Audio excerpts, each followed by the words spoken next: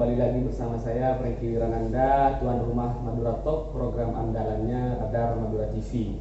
Pagi ini saya sengaja bertandang ke Kabupaten Sumeneb mengunjungi kampus yang sedang maju dan berkembang, yakni STKIP PGRI Sumeneb. Dan pagi ini pula saya sudah bersama Ketua STKIP PGRI Kabupaten Sumeneb. Beliau adalah Dr. Asmuni. Assalamualaikum. Waalaikumsalam. Waalaikumsalam warahmatullahi wabarakatuh, Mas Franky. Siap.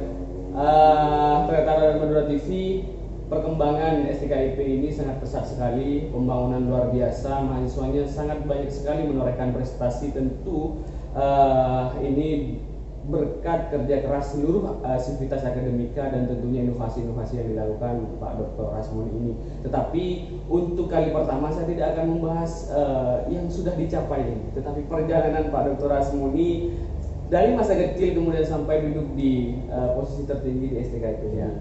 Pak, bisa diceritakan bagaimana sih sampai menduduki puncak tertinggi ini, dan kemudian perjuangannya pasti tidak mudah.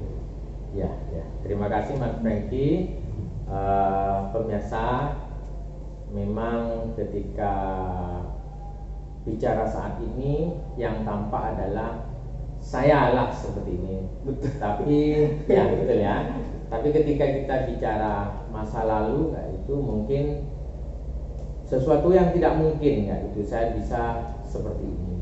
Karena kalau kembali ke masa lalu, pada waktu kecil saya cukup memprihatinkan.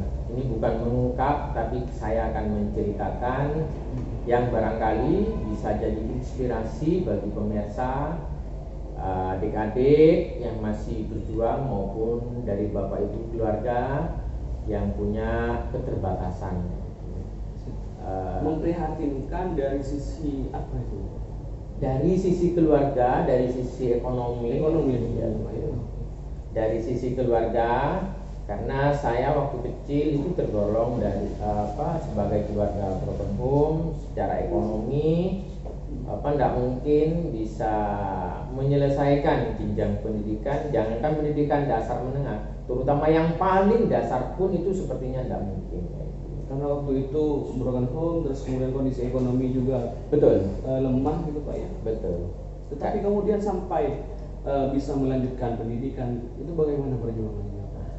Ini yang menarik untuk disimak. Barangkali kadang kalau ingat masa lalu itu perih memang hati itu, tapi apa boleh buat, inilah yang terjadi. Siap. Memang dari sejak kecil saya sudah terbiasa dengan konsep bekerja dan bersekolah. Hanya sekolah sambil bekerja waktu itu? Iya, betul. Bekerja dan bersekolah artinya waktu SD saya tidak pernah mengenyam pendidikan TK, tidak pernah. Langsung SD. Itu pun saya baru merasakan seolah-olah saya bisa sekolah karena ada tetangga. Ayo kamu sudah waktunya sekolah, ayo sekolah. Saya sudah masuk dalam usia sekolah, merasa seperti itu. Oke, artinya kalau tidak ada yang mengingatkan, barangkali larut dengan pekerjaan itu Pak ya? Bisa jadi seperti itu. Bekerja apa Pak usia sekecil itu ya? Saat kecil saya, mohon maaf saya kebetulan lahir di daerah Pegaraman, tambak garam. Jadi saya terbiasa ketika musim kemarau, saat petani garam itu panen, saya itu bekerja sebagai peminta garam. Tiap tambak itu yang panen saya minta itu. Ya enggak banyak, hanya cukup satu pikul kecil itu yang saya minta. Itu kemudian dikumpulkan. Setelah banyak dijual gitu Pak? Setelah banyak baru dijual. Dan lucunya uangnya ini tidak masuk ke saya. Uangnya saya harus serahkan ke orang tua. Ya, waktu itu konsep orang tua memang mendidik mendidik. Nah, lucunya lagi, andai saya tidak bekerja mungkin saya semakin kurang kebutuhan saya. Seperti itu. Jadi sangat menginspirasi sekali ternyata Radar Madura TV. Pak Dr. Asmoni ini tidak ujuk-ujuk kemudian menjadi ketua STKIP, tetapi memiliki pengalaman hidup yang barangkali perih katanya bahasanya beliau. Sejak kecil harus sudah terbiasa bekerja, meminta hasil panen garam dari tambak ke tambak untuk kemudian dikumpulkan dan dijual untuk memenuhi kebutuhan ekonomi keluarga. Waktu itu Bapak tinggal dengan ibu waktu itu. Ya. Waktu itu ibu memiliki semangat pendidikan yang luar biasa juga berarti. Kalau dari sisi pemahaman ibu, justru ibu ini malah ada kalimat yang sampai sekarang saya ingat. Buat apa sekolah? Wong untuk kebutuhan hidup, untuk makan saja nggak cukup kayak gitu. Dari saking tidak cukupnya waktu itu, Pak. Betul. Berarti semangat untuk mengenyam pendidikan justru termotivasi dari siapa, Pak? Saya tidak tahu kayak gitu, tapi yang jelas dalam diri saya itu muncul semangat saya harus sekolah gitu aja. Saya harus sekolah, tidak pernah membayangkan bahwasanya saya harus akan jadi ini. Yang terpenting waktu itu saya hanya sekolah. Nah, yang menariknya lagi ketika saya peralihan dari sekolah dasar ke sekolah menengah SMP itu. Itu SD di mana waktu itu? SD saya di desa saya di SDN Pinggir Papas 3. Kalau sekarang nggak ada sudah. Sekarang lebih dikenal dengan SDN Karanganyar. Siap. Yang menarik itu ya Mas Franky, ketika SMP ya sudah semakin ketat perbedaan saya dengan ibu, yaitu dengan orang tua, karena kamu sudah waktunya untuk sebagai penopang ekonomi keluarga. Buat apa sekolah? Sedangkan kanan kiri di sekitar kita, di sekitar rumah di mana tempat tinggal saya berada, itu umumnya sudah bekerja, tidak melanjutkan kayak itu. Bahkan mereka dalam kategori keluarga utuh ya, lengkap dengan bapak, ibu, secara ekonomi mereka cukup lebih mampu lah dibanding saya. Tapi lagi-lagi yang mungkin jadi cerita saya tidak tahu.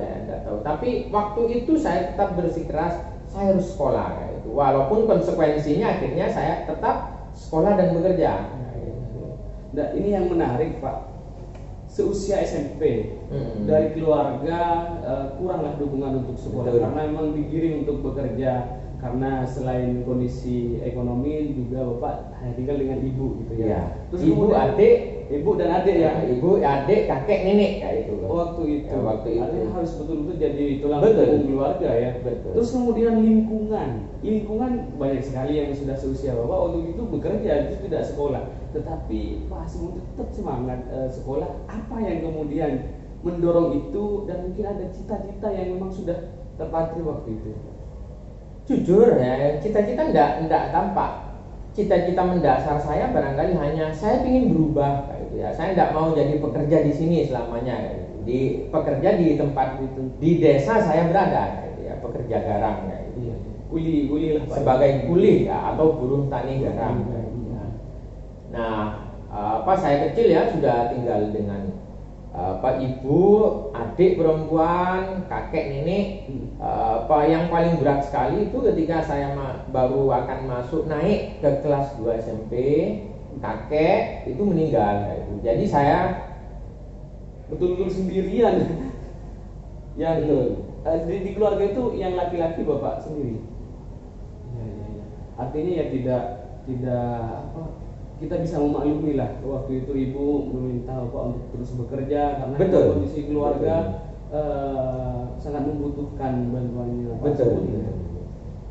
Tapi alhamdulillah ternyata semangatnya luar biasa, semangat pendidikannya luar biasa hingga sampai bukan sekedar kuliah, tetapi beliau sudah mendapat gelar doktor saat sekarang, sudah puncaknya masa belajar di formal Pak ya. Iya. Pak, kemudian ini kan pasti tantangannya lebih berat nih. Betul. Ketika seusia SMP saja ini sudah diminta untuk bekerja, apalagi SMA. Terus kemudian memutuskan untuk kuliah, itu bagaimana perjalanannya? Ya, sama ya konsepnya ya. Ketika masa SMP saya menjadi tulang punggung utama. sampai di SMEA dulu, saya di SKKN 1 Sumenep itu ya sama konsepnya. Pagi bekerja, sebelum jam 7 saya berangkat ke sekolah, pulang dari sekolah langsung bekerja. Masih sama dengan pekerjaan yang Lebih berat lagi, menyesuaikan, bukan meminta-minta lagi kayak gitu ya. berarti ngangkut garam dari meja kristalisasi ke Betul. air gitu Pak ya. Betul, saya sudah pada waktu itu ketika sudah SMEA sebagai orang paling kecil pekerja, yaitu sebagai kuli angkut garam. Kuli angkut garam. Paling kecil. Ketika musim kemarau paling kecil kayak gitu ya. Nah, bagaimana penghidupan ketika musim penghujan? Ya karena tidak ada produksi garam. Tidak ada produksi garam, saya ikut jadi nelayan. Pernah jadi nelayan juga? Pernah. Luar biasa. Luar biasa perjalanan hidup. Ya ini kita ceritakan Mas Franky kayak kita cerita apa adanya. Biar ngapain malu, wong ini realitas saya kok, dan kanan kiri saya tetangga mesti tahu cerita ini, tidak boleh saya buat-buat kayak gitu aja. Jadi ternyata Radar Madura TV, apa yang diceritakan Pak Asmun ini bukan bermaksud untuk membuka luka lama. Betul. Tetapi ingin menginspirasi kepada adik-adik kita, saudara-saudara kita yang barangkali merasa kerdil karena kondisi ekonomi keluarga kurang mampu. Padahal sebenarnya kalau punya semangat untuk terus mengenyam pendidikan pasti bisa. Betul. Gitu ya. Salah satu contohnya adalah Pak Dr. Asmun ini lahir dari keluarga broken home dengan kondisi ekonomi yang sangat memprihatinkan, tetapi bisa sampai duduk di puncak STKIP BRI Sumenep ini. Semasa kuliah, Pak. Nah, ini kuliah ya. Ini kuliah ini kan sudah lebih matang. Iya, lebih matang. Tidak punya alasan lagi untuk berleha-leha. Betul. Mungkin kalau ketika SMA saya bekerja seadanya, tapi kalau ketika kuliah ini kan sudah tanggung jawabnya semakin luar biasa. Adik-adik juga semakin besar. Betul. Membutuhkan biaya pendidikan ini. Betul. Bagaimana, Pak? Nah, ini yang menarik lagi ketika saya mau kuliah, ya. Selepas dari SMK maka saya harus berubah, ya. Saya tidak mau jadi kuli garam. Artinya semangatnya tetap dari awal. Tetap. Semangat perubahan, Pak ya. Semangat perubahan. Itu semangat perubahan. Pada waktu itu saya langsung merantau ke Surabaya. Bukan dalam arti saya kuliah, tapi saya merubah pekerjaan. Gambaran saya dulu saya bekerja di perusahaan mapan, pakai dasi dan lain sebagainya, gitu ya. Betul. Nah, tapi yang terjadi ketika ke Surabaya, saya kalah bersaing dengan mungkin ya, kita jujur saja SDM kita mungkin untuk, apalagi saya orang Madura, desa kecil, tidak tahu apa-apa kayak gitu ya. Nah, akhirnya saya ke Surabaya ingin merubah hidup, pinginnya kerja di kantoran, tapi dilalang tidak keterima. Akhirnya pilihannya karena harus sudah di Surabaya, saya mendaftar sebagai cleaning service. Di perusahaan, Pak. Di pertukuan, di Tunjungan Plaza 3 dulu. Di PT Pakuan Jati pernah bergabung. Terus pernah bergabung juga di PT Primanusa Duta Mas, itu saya masih ingat betul ya, itu ya.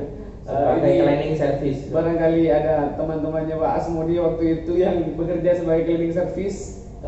Teman beliau sudah menjadi orang sukses saat sekarang menjadi pimpinan di perguruan tinggi yang sedang maju dan berkembang ini. Alhamdulillah. Jadi cleaning service berapa tahun, Pak? Saya jadi cleaning service kisaran 1 tahun lebih, 1,5 tahun. Dan selama itu tidak kuliah? Tidak kuliah, belum kuliah. Masih fokus bekerja. Tidak ada gambaran kuliah. Ya, apa yang saya dapat saya kirim ke orang tua sebagai bentuk tanggung jawab, tulang punggung kayak gitu ya. Karena semangat saya harus lebih baik waktu itu, maka pekerjaan cleaning itu masih dikurang saya lihat kurang mapan. Saya mencoba beralih ke tukang parkir. Ada Sukurindo, dulu ada perusahaan Sukurindo yang mengelola parkir di Tunjungan Plaza. Alhamdulillah terekrut, namun sayang tidak lolos training kayak gitu. Akhirnya balik lagi, diberhentikan, balik lagi menjadi cleaning service sebagai bertahan hidup di Surabaya. Lalu tidak selang berapa bulan ada kesempatan bergabung dengan perusahaan asing, PT Pakuan Panpulis Indonesia. Sebagai apa itu, Pak? Sebagai customer service. Ini perusahaan Lebih keren hiburan, lah. ya lebih keren lagi. Lebih keren lah. Dan kalau dari sisi penghasilan itu lebih baik kayak gitu ya dibanding dengan sebagai tukang parkir maupun cleaning service. Dan itu masih belum kuliah juga. Masih belum kuliah, masih baru setelah tahun kedua ada pemikiran tahun kedua bekerja di Panpulis, di PT Pakuan Panpulis. Sudah sekitar 3 tahun. 3 tahunan. Pak, ini lagi Pak, yang barangkali bisa disampaikan. Biasanya ketika seorang itu sudah bekerja, Betul. nyaman, Betul. dapat uang, Betul. Biasanya sudah tidak memikirkan pendidikan lagi. Betul. Pas ini kok bisa gitu. Sudah berangkat dari desa ke Surabaya, ingin berdasi dan segala macam, dan sudah tercapai dong ketika jadi CS Pak ya. Yes, customer service itu. Tapi kok masih memikirkan untuk kuliah, Pak? Nah, ini yang barangkali kalau latar belakang kita dari orang bawah, semangatnya ingin berubah, barangkali setiap perubahan yang sudah dicapai itu ingin lebih baik lagi. Ini mohon Bapak Ibu sekalian, adik-adik, terutama yang berlatar belakang, mohon maaf ya, sama seperti saya atau sejenis dengan saya, munculkan semangat seperti itu. Nah ini saya tambahkan, saya lanjutkan saja Mas Freddy ketika itu ya, dengan penghasilan yang dipandang cukup, akhirnya saya menghitung matematis. Pekerjaan memang betul dianggap mapan, tapi saya masih belum puas. Belum puasnya artinya saya masih disuruh orang pada waktu itu. Saya berpikir seperti itu. Tidak asik bekerja di perusahaan. Pada waktunya saya akan habis nanti kayak itu. Karena usia potensial saya pada waktu itu, saya berpikir saya akan sia-sia kayak itu ya. Maka pilihannya adalah, salah satunya adalah kuliah. Mohon maaf, tidak ada satupun yang mengarahkan, tidak ada satupun yang memberikan solusi ketika saya harus kuliah kemana. Hanya saja saya berpikir dan bertanya-tanya sendiri kayak itu ya, antara bekerja dengan tanggung jawab sebagai kepala keluarga, sekaligus nanti ketika saya kuliah, berapa biaya yang saya butuhkan, saya hitung betul pada waktu itu. Nah, ketika kuliah tentu harus resign dari perusahaan itu, Pak. Alhamdulillah tidak. Alhamdulillah Tidak. Saya tidak resign. Artinya pada waktu itu tetap pada konsep yang awal, bekerja dan sambil kuliah. Pak, pekerjaan yang sama, Betul. penghasilan yang sama, tetapi pengeluaran bertambah karena harus kuliah, biaya kuliah, terus kemudian biaya hidup sehari-hari dan semacamnya. Betul. Bagaimana hitung-hitungannya? Kemudian Pak Asmuni yakin, dan aku yakin bahwa oke lah saya kuliah, tetap bisa menghidupi keluarga di rumah. Betul sekali. Karena secara matematis antara 3 hal tadi, biaya hidup, biaya kuliah, termasuk tanggung jawab kayak itu, tidak cukup sebetulnya, pas-pasan kayak itu ya. Pas-pasan, maka saya harus kerja ekstra kayak itu. Kerja tambahan. Di tahun itu ketika saya kuliah, pagi saya kuliah, sore saya bekerja, malam pun kadang saya harus jualan keripik. Pas kuliah itu ya. Betul. Pak, jualan keripik itu seberapa membantunya waktu itu?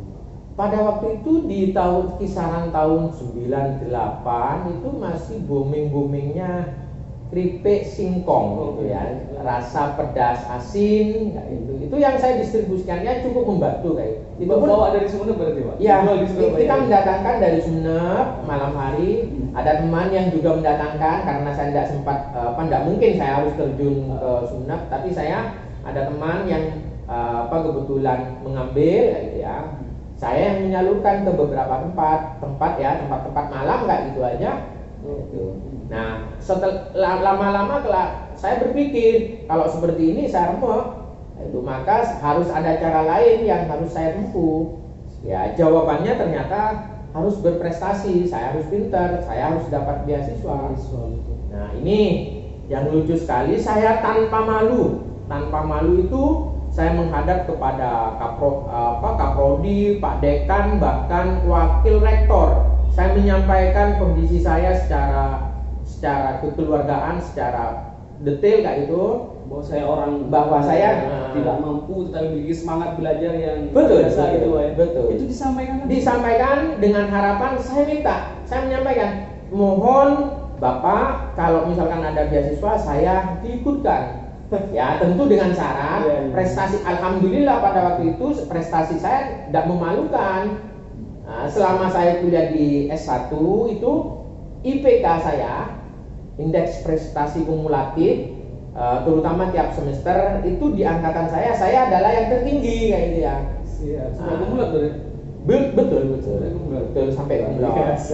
Jadi menghadap rektor, menghadap dekan atau menghadap kaprodi, jangan hanya bermodal saya tidak mampu, tetapi tidak memiliki nilai tawar berupa prestasi, ya malu juga ya kalau hanya menyampaikan kondisi seperti itu, Pak ya. Betul. Tapi kalau sudah punya prestasi, memiliki nilai tawar, saya rasa tidak ada rasa malu itu. Iya, betul. Dan ini bisa disampaikan ke mahasiswa STKIP ya, untuk seluruh mahasiswa silahkan kayak gitu ya. Apalagi di tahun-tahun sekarang, era sekarang itu cukup banyak beasiswa fasilitas dari pemerintah.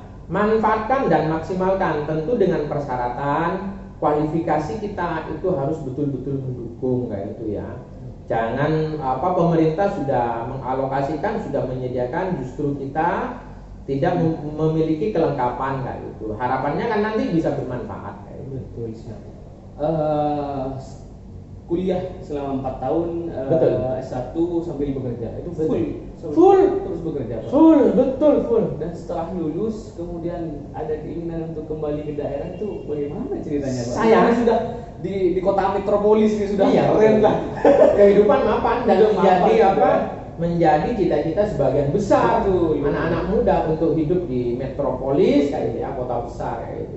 Bekerja di perusahaan asing, betul, gengsinya pasti lebih tinggi, Pak ya. Betul. Kenapa? Apa yang memotivasi Pak Sumi kemudian kembali ke daerah kelahiran, Pak? Nah, sebelum kembali, saya kembalinya kan setelah lulus S2. Setelah lulus S2 ya. Setelah lulus S1 saya mulai muncul kayak ya, muncul dalam diri saya tahun 2002. Lulusan S1 ini sudah banyak. Saya sudah berpola pikir seperti itu di tahun itu, maka saya harus lebih hitung matematis lagi kayak gitu.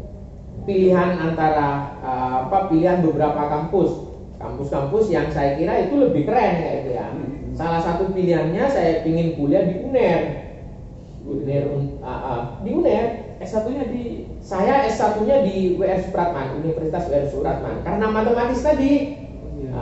Karena di WR Supratman itu secara ekonomi kayak itu cukup bersahabat dengan kalangan-kalangan saya. Tidak ada yang mengarahkan dulu, andai saya tahu seperti ini, saya mungkin lebih baik bersaing di masuk di perguruan tinggi negeri kayak itu, UNESA, entah ITS atau bahkan bisa jadi UNER gitu. Karena tidak ada yang mengarahkan saya, maka pilihannya ya tetap hitung-hitungannya karena jelas. Karena hitung-hitungannya sudah jelas. Iya. Nah, lucunya lagi ya, ketika saya mau lulus S2 sudah berpikir seperti itu. Hitung matematis lagi kayak gitu, antara penghasilan, tanggung jawab, termasuk biaya kuliah. Inilah yang berkesan dalam hidup saya kayak itu ya. Karena untuk pendidikan itu Tuhan sangat adil. Saat saya membutuhkan biaya, dilalah ibu ini mendapatkan arisan. Dapat arisan yang notabene langsung saya menghadap ke ibu, saya izin. Di waktu itu ada kontradiksi karena pada kanan kiri di keluarga kita termasuk tetangga itu tidak support. Ngapainlah S1 sudah cukup, ngapainlah Asmuni itu dipikirkan, sudah ini untukmu, beli ini kayak gitu untuk keluarga. Ketimbang buat biaya pendidikan, betul, beli emas atau beli beli emas, sapi atau apa gitu kan. Betul. Ya, tapi bagaimana bisa meyakinkan ibu? Nah, itu yang saya ingat betul, itu ibu, karena saya sudah bercita-cita, sudah Bu, ayo Bu, saya seperti ini. Lagian ini kan saya sudah sering kali, mohon maaf ya, saya sedikit ngorek ke ibu itu. Saya kan sudah ngirim banyak, saya minta ini saja dulu. Waktu itu karena sudah semangat, mungkin betul perdebatannya Pak ya. Ya betul. Tapi alhamdulillahnya ibu itu mendukung, ini loh uangnya. Karena untuk daftar S2 itu kan biayanya sekian di awal kayak gitu ya, cukup lumayan lah. Akhirnya saya pilihannya UNESA, kekurangan itu kita tambah. Ya tetap dengan konsep tadi, bekerja kuliah kayak gitu ya. Pak, ini menarik Pak. Sejak awal Ibu kurang mendukung nih Pak Betul. Asmuni untuk pendidikan Pak. Tapi ketika S2 dapat arisan, kemudian uang arisannya dikasih untuk daftar S2. Iya. Kenapa itu Pak? Apakah karena melihat Pak Asmuni ini berprestasi, wah anak saya ini pintar nih kayaknya, harus lanjut S2, atau mungkin karena Pak Asmuni yang bisa meyakinkan Ibu waktu itu? Oke. Ada sisi yang sebetulnya belum saya ungkap. Karena selama saya bekerja kuliah itu mungkin fisik saya terganggu, bahkan saya sempat sakit keras, harus dioperasi besar kayak gitu ya. Nah itu yang barangkali menjadi semangat Ibu, saya tidak boleh kembali ke jalur pekerjaan yang berat kayak gitu ya, saya harus ngebil. Itu yang barangkali menjadi pegangan Ibu, termasuk saya sempat mengorek informasi beberapa orang di kanan kiri, ada kebanggaan luar biasa ketika bisa mengantarkan anaknya sarjana gitu ya. Iya. Ya, itu yang barangkali mungkin menjadi dasar Ibu itu untuk memberikan. Tapi setelah itu saya tidak ngorek-ngorek lagi karena saya sudah berjanji saya harus menyelesaikan sendiri gitu ya. Hanya minta uang pendaftaran. Iya, uang dukungan di awal saja. Itu pun masih sangat kurang banyak itu tahun itu. Tahun 2002 Pak? Tahun 2003. 2003 itu saya kuliah S2. Di UNER Pak? Enggak, di UNESA, itu di Surabaya gitu. Karena kalau di UNER sangat timpang sekali, tidak cukup. Mestilah saya tidak ada jalan kayak gitu. Ya akhirnya pilihannya tetap di UNESA. Jurusan apa gitu? Jurusan manajemen pendidikan kayak gitu. Oh memang pendidikan. Memang larinya ke pendidikan. Kalau S1 saya umum, maka ke S2-nya saya lari ke UNESA. Lebih spesifik ya. Iya. Terobosan tetap saya cari beasiswa daerah, beasiswa ini tetap saya cari. Ya, Tuhan itu adil, akhirnya saya bisa menyelesaikan. Dan yang paling lucu itu pengalaman dalam mengajar di perguruan tinggi. Saya mengajar di perguruan tinggi itu kisaran mulai dari 2 tahun 2004. Termasuk ngajar di STKIP ini. Setelah lulus Pak? Sebelum lulus, karena waktu itu S2 itu langka. Yang kuliah S2, apalagi yang sudah lulus S2. Yang mau kuliah saja itu kuliah S2 sambil lalu ngajar. Sambil bekerja. Harus pinter-pinter. Iya. Harus pinter-pinter, saya harus menghadap atasan, saya menyampaikan kondisi saya, kalaupun ada pilihan saya harus kadang menghilang, mohon maaf ya, kita harus nakal, membolos atau cari surat keterangan sakit dari dokter, itu alasan yang harus saya tempuh untuk saya bisa ngajar kayak gitu. Iya, karena mengatur waktu ini susah. Betul. Sangat padat sekali. Betul. Bayangkan Senin sampai rata-rata kalau di dulu itu Senin sampai Kamis kita kuliah di Pasca, sorenya kita kerja, sedangkan Sabtu saya harus ngajar di Pamekasan, ngajar di STKIP PGRI Sumeneb. Di Pamekasan di mana Pak? Di UIM dulu, Universitas Islam Madura. Sempat saya ngajar di sana. Setelah itu balik sore setelah ngajar pulang ke rumah sebentar. Ngisa itu kita sudah balik lagi ke Surabaya. Dulu tidak ada jembatan Suramadu. Saya masih jalur transportasinya masih menggunakan kapal perak, kapal feri yang notabene nyampe Surabaya itu kisaran jam 1, jam 2 tengah malam. Di tempat pekerjaan saya karena dunia hiburan, tempatnya itu dunia hiburan, bukan hiburan sejenis Samson itu, main video game, bom kar, gangleon, rumah 3 dimensi kayak gitu ya. Itu pekerjaan. Kalau hari Minggu saya harus masuk pagi kayak itu, ngefull kayak gitu ya. Iya. Ngefull itu rutinitas. Pak, ini yang menjadi pertanyaan saya dan mungkin pertanyaan pemirsa Tretan Radar Madura TV nih Pak. Kok sebegitu semangatnya Pak Asmuni? Waduh, ini yang mungkin merubah hidup, merubah keadaan yang menjadi faktor semangat saya. Saya jangan dibawa terus, keluarga saya jangan dibawa terus, harus berubah guys. Saya tidak bicara fisik Pak ya. Kalau Iya. fisik sudah pasti sangat lelah sekali. Kurus sekali, saya tidak bisa membayangkan. Pasti sangat lelah sekali karena 1 minggu full dan bolak-balik Surabaya. Bolak-balik. Pikiran Pak, gimana cara mengatur pikiran? Karena harus membagi ngajar, harus kuliah, harus kerja. Ini kan pasti menyita sekali Pak. Betul. Di saat kerja saya itu tetap belajar. Ada catatan-catatan kecil dalam saku saya yang harus saya buka kayak gitu. Ketika sambil melayani, baru kita melayani, di sela-sela selesai melayani ada waktu luang tetap saya membaca kayak gitu. Itu yang saya lakukan kayak gitu ya. Sehingga ya tidak ada masalah.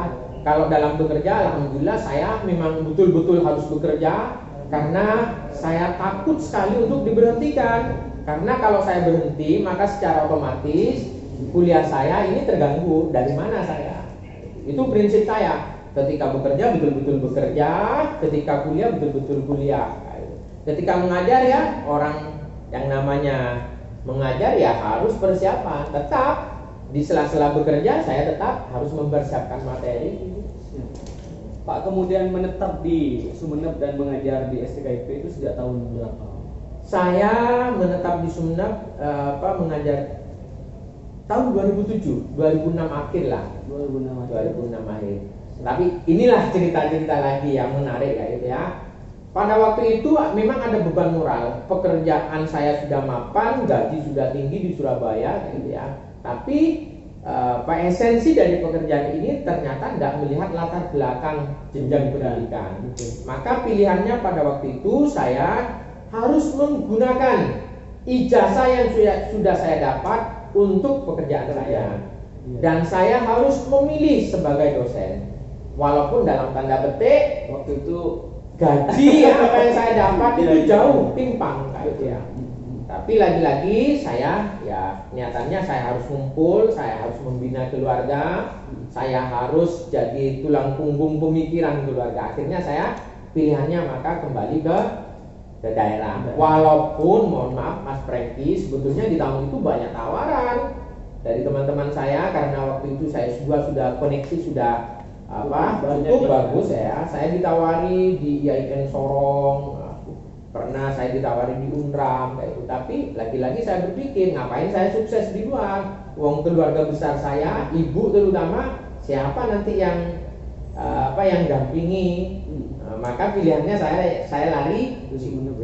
Alhamdulillah bisa bergabung di STKIP PGRI Sumeneb sebagai pengelola, mulai dari staf, sempat jadi kepala SDM, sempat menjadi wakil ketua administrasi umum, hingga di tahun 2016 ceritanya tidak disangka-sangka saya diminta untuk PAW sebagai ketua STKIP PGRI Sumeneb.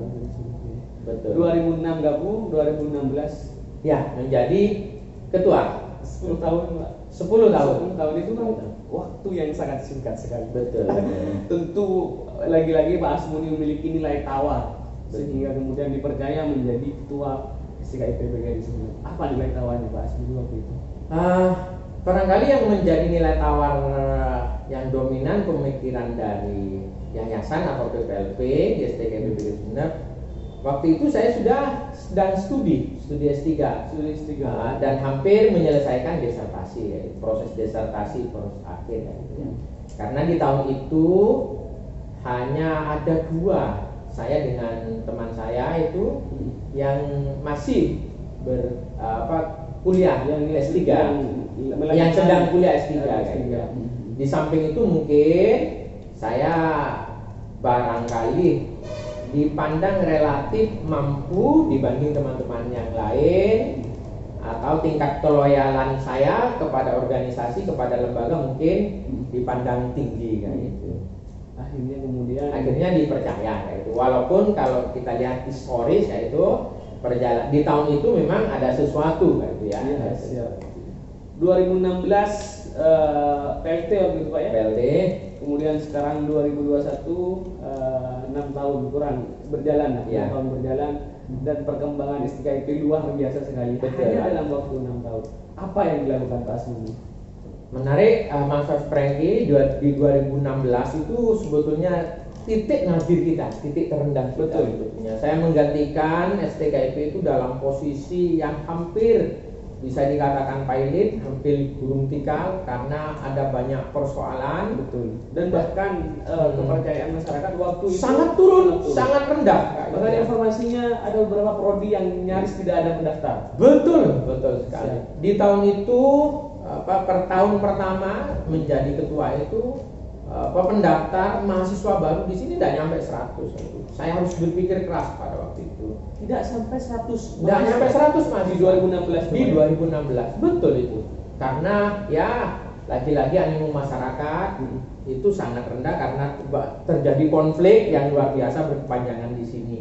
Saya harus bikin program terobosan gitu ya. Apa yang harus saya perbuat sebagai nilai jual ke masyarakat. Alhamdulillah di tahun itu saya bisa punya terobosan, salah satunya ya saya harus perbaiki akreditasi. Setelah perbaiki akreditasi saya harus terobosan dari beasiswa. Dan di zaman saya, di era saya, STKIP PGRI Sumeneb itu mendapatkan alokasi bidik misi. Nah, ini yang menjadi awal sekaligus di tahun saya hampir bisa dibilang 80% prodi di STKIP PGRI Sumeneb itu akreditasinya B. Kalau sebelumnya C seluruhnya, tapi di zaman saya alhamdulillah naik, saya genjot teman-teman, saya cari konsultan dengan bekal koneksi saya di Surabaya, yaitu alhamdulillah akhirnya dapat. Belum cukup kondisi ini, saya harus merubah. Kompetisi dengan kampus-kampus di sekitar kita saya kira sulit ya. Maka saya harus berubah segmentasi. Alhamdulillah saya dapat terobosan untuk menggaet dana pemerintah melalui bidik misi dan KIPK. Dan beberapa tahun terakhir sejak tahun 2000 boleh dibilang 2019, 2020, 2018 untuk kuota bidik misi dan KIPK saya mengklaim gitu ya, untuk daerah Madura yang terbanyak itu STKIP PGRI Sumeneb. Luar biasa. STKIP PGRI Sumeneb. Saya mengklaim seperti itu. Ya betul. Nah, ini mungkin sebagai terobosan dan juga alasan masyarakat mengembalikan kepercayaannya kepada STKIP yang waktu itu Betul. saya tahu betul Pak ya, karena waktu itu Betul. saya masih aktif sebagai jurnalis di Sumeneb. Beberapa prodi memang tidak ada pendaftar sama sekali. Betul, Karena betul. kepercayaan masyarakat sangat turun sekali untuk STKIP. Sekarang sudah normal. Alhamdulillah sekarang di atas normal kayak gitu. Di atas normal gitu. Dan ini yang menarik lagi ya, Iya, Mas iya. Franky kayak gitu ya. Saya cari kenapa sih masyarakat seperti itu? Ada banyak mindset yang harus kita luruskan, yang dianggap pembenaran oleh masyarakat akhirnya harus kita luruskan. Contoh misalkan guru dianggap penuh kayak gitu ya. Kalau di kuliah di STKIP hanya sebatas guru. Nah, itu yang harus saya rubah. Ternyata ketika kita ungkap data, tabulasi data, sampaikan banyak ternyata ya kekurangan guru kita kayak gitu ya. Itu yang harus harus diketahui oleh pemirsa kayak gitu ya, terutama masyarakat di Sumeneb. Yang kedua, lulusan STKIP ini harus berubah, bukan hanya menjadi guru. Maka saya bangun kerjasama dengan perbankan. Saya pernah di tahun 2018, 2019, 2018-19 itu mahasiswa aktif STKIP kita magangkan di salah satu perbankan, bahkan mencapai 80 mahasiswa. Dan ada 11 yang ikut seleksi. Dan sebelum dinyatakan lulus, dinyatakan diterima. Ada yang dinyatakan diterima. Ini terobosan kami ketika kita bangun MOU dengan perbankan. Dan saya pola juga, saya harus memberikan bekal ke mahasiswa melalui pelatihan kewirausahaan. Saya menggandeng dengan pemerintah daerah. Alhamdulillah di tahun 2017 atau 2018 saya bersama dengan pemerintah daerah itu dalam menciptakan wirausaha muda. Dan saya jujur kalau seperti itu kan, maka karena mahasiswa itu sebagai pemuda, maka kita bekali juga mahasiswa kita, mahasiswa yang ada di STKIP PGRI. Betul. Ini yang perlu diketahui oleh masyarakat Sumeneb maupun Madura secara luas atau bahkan di luar Madura, bahwa lulusan STKIP PGRI Sumeneb bukan hanya dibekali untuk menjadi guru, tetapi bisa menjadi pegawai perbankan. Mungkin sudah banyak yang masuk seleksi, terus kemudian dibekali juga skill wirausaha. Betul. Karena ketika sudah berwirausaha tidak lagi bekerja ke orang, justru bisa merekrut orang. Betul. Sebagai pemimpin, sebagai leader. Siap. Pak, dengan capaian-capaian prestasi yang sudah diperoleh oleh STKIP, terus kemudian pembangunan yang sangat luar biasa sekali, koneksi juga sangat luar biasa sekali, apa yang masih menjadi cita-cita Pak Asmuni untuk STKIP?